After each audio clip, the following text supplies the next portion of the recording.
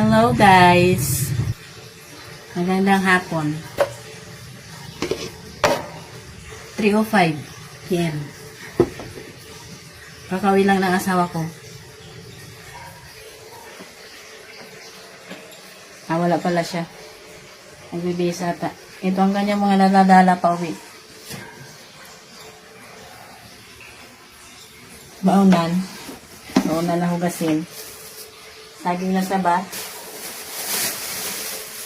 Saging na mga lagas daw to. Ayun na ang ating ano. Gulay.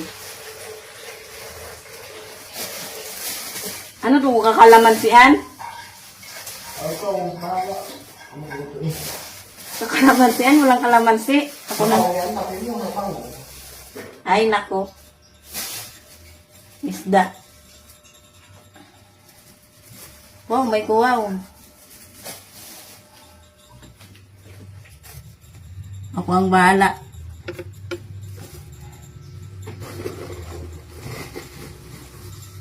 Ako ang kawawa. Mga sinampay ko guys, nandito sa may kusina. Oh. Amoy ano na yan, amoy lungad. Kasi hindi naman nainitan, mga basa. Kami lang din naman ang susuot niyan. At kami lang din ang aamoy. Hindi pa daw linis yung isda, kaya ikaw na maglinis ha.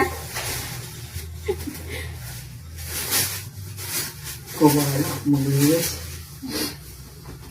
Ay.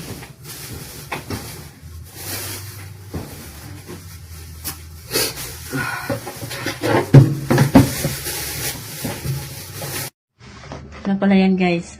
Kuwaw, matambaka at galunggong.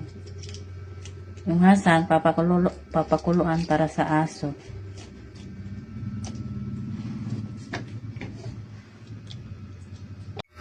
Pinagkukuha ko na guys kanina yung okra. Masyado ng malaki. Magulang na daw sabi ng asawa ko. Ha? Kulang ko na lang daw. At ito pa. Ito maliliit naman to. Yung dalawa, masyado na talagang masyado nang malaki. Lalabas kami mamaya. Maaga pa kasi para bumili ng mga gulay-gulay. Kulang kasi yung kalamansi. Oh. Pakalamansian ko yan.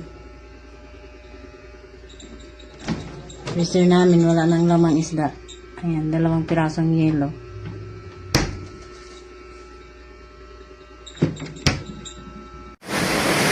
Palis na sana kami guys. Pero yung ulan, lakas ang ulan.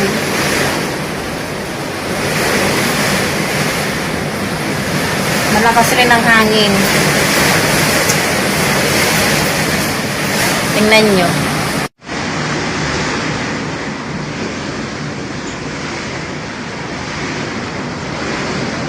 Bugso ang ulan, oh, 'di ba? Nag-weather update. Ayan yung mga mga zombie.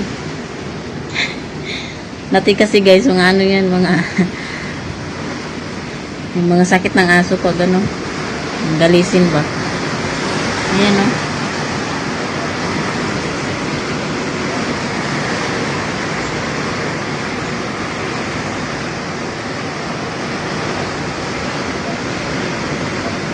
Diyan sila nakatambay. Amoy aso na nga dyan sa labas eh. Yung asawa ko bumalik sa higaan.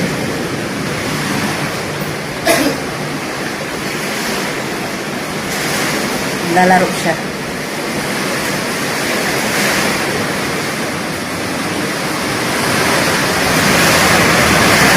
Ulang kasi yung kalamansi yung gagamitin ko eh. Dito ko sa mga lakas ang tulog ng ulan dito kasi walang kisan eh. Hindi na talaga makalabas guys kasi yung ulan todo na. Nag-brown out pa. Pa-andap-andap yung brown out. Inunod ko yung ref kasi baka masira. Dahil brown out, hindi ako makapag-rice cooker. Kalan.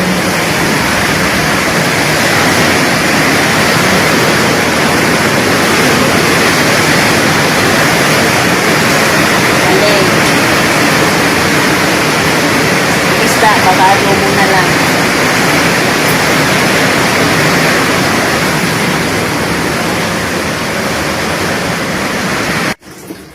Ayan guys, hindi na kami natuloy hindi na talaga kami natuloy. Alas 5 na ng hapon. At dahil brown out, walang kuryente, ang tubig, pawala na din. Yan lang ang masasave ko. Pero sa CR, puno naman. At malaki naman yung timba doon. Sinaing. Ayan. Sa kaldero na ako nagsaing. Ang isa niyan, lubat na. May natulog dyan sa mayan. Ayun naman kandila. Aadobuhin ko na lang yung isda kasi hindi pwedeng ikusido. 4 na piraso lang yung kalamansi. Luto na rin pala yung kanina. Yung hasang na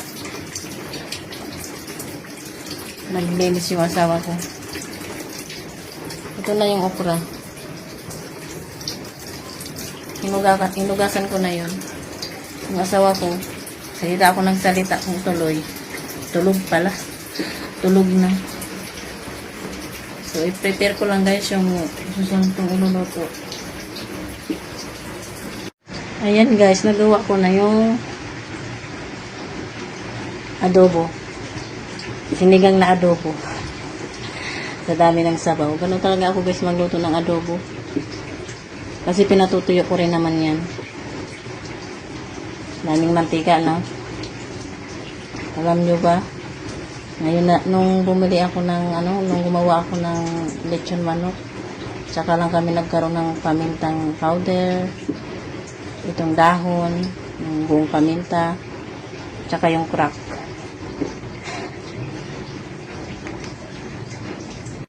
Ganon ka purita ang taong ito. At yung kainin na tong ayan. Ay babaw na yung okra. Pero tatanggalin ko muna to kasi isa lang ko yung adobo.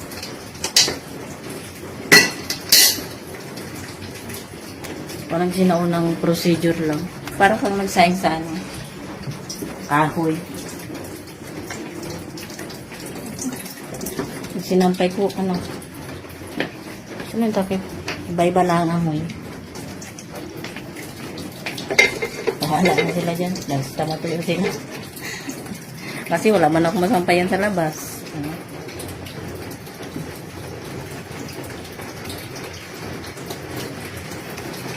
Dito sila, magtiis sila dyan. Ayan.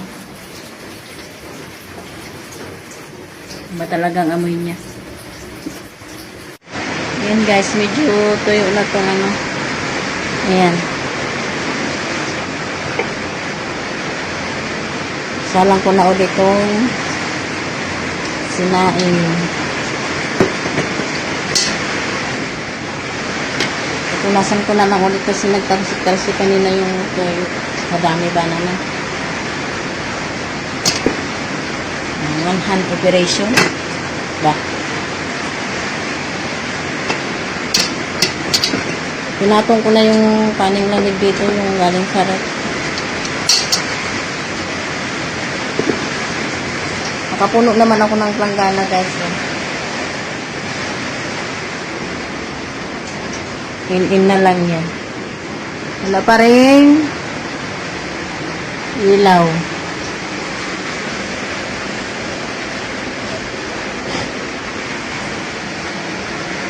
Pinatay ko yung kandila kasi baka mamaya yan na lang ang ilaw namin.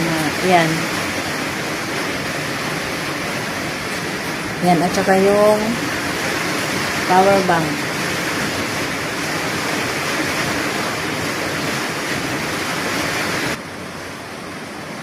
Yung power bank, guys.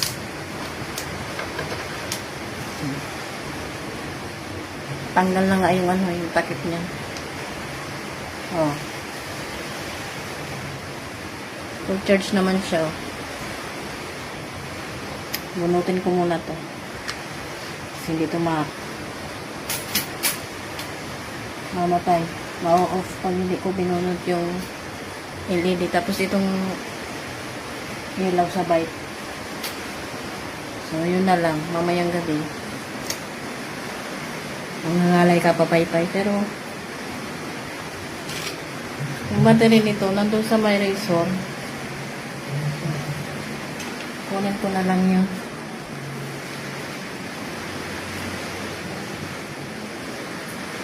Ang asawa ko. Tulog siya. So, ito lang guys ang aking video ngayon.